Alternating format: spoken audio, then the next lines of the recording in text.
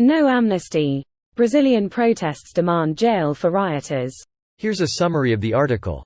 The words are a demand for retribution against the supporters of former President Jair Bolsonaro, who stormed Brazil's capital Sunday, and those who enabled the rampage.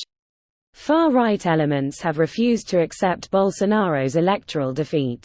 Since his October 30 loss, they have camped outside military barracks in Brasilia, pleading for intervention to allow Bolsonaro to remain in power and oust Lula. Cries of "no amnesty" were also heard during Lula's January 1 inaugural address, in response to the president detailing the neglect of the outgoing Bolsonaro administration.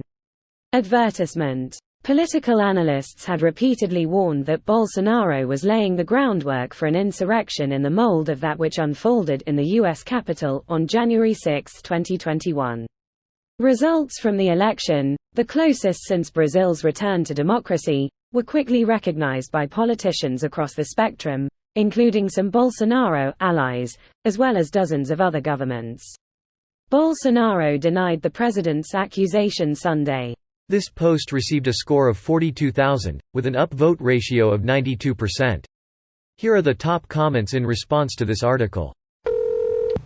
The key takeaway here is that coddling terrorists does not lead to more stability, but less. Tell that to the USA Congress. Only the foot soldiers are getting prosecuted while the top-level agitators were promoted to be in charge of the House in Congress. I hate food soldiers. Try dipping them in runny fried eggs. I was at the São Paulo protest. Don't worry world, we got it covered. Bolsonaro will be in jail as soon as the US deports him. I am a Brazilian living in the US. I am having a hard time finding good sources to share with the family about the election and something that goes over in details why the election was not stolen etc. with the other Bolsonaro shit. Do you happen to have anything you could suggest?